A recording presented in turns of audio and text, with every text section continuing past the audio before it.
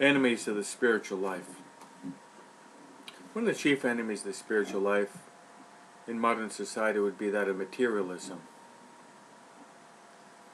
Materialism is such that we place material things above spiritual reality.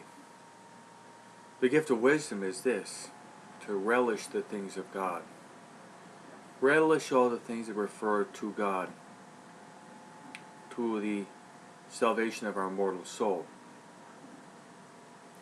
Jesus said, "Blessed are the poor in spirit, for theirs is the kingdom of heaven."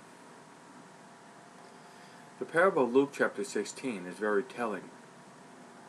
We have a contrast of a rich man and a poor man.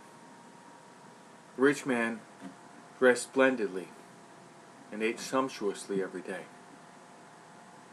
dressed in purple. In a certain sense, every day was like Thanksgiving. Whereas Lazarus, the poor man outside his gate, longed to eat the scraps that fell from his table. Even the dogs came to lick his wounds. And they both died. At death, there was a marked contrast. The rich man was tortured, tormented in the flames. Whereas Lazarus was resting in Abraham's bosom.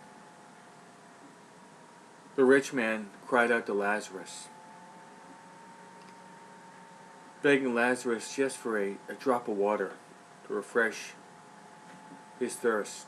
The answer was no. He had it in his life. Let me teach you something that can really help us to be detached from material things. The imitation of the life, the contemplation of the life of Christ, and the imitation of Christ.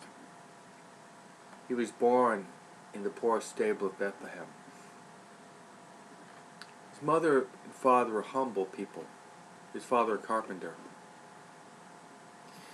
When Jesus was out in his public life, he once said, "The foxes have their holes. The birds of the air have their nest, but the Son of Man has nowhere to lay his head." That means that Jesus basically had no permanent abode for those 3 years when he's actively engaged in his apostolic work of preaching and teaching and healing and exercising. So contemplate the life of Christ and beg the Ignatian grace, intimate knowledge of Jesus, that we may love him more ardently and follow him more closely. That will motivate us to be more detached from material things and have our hearts set on God.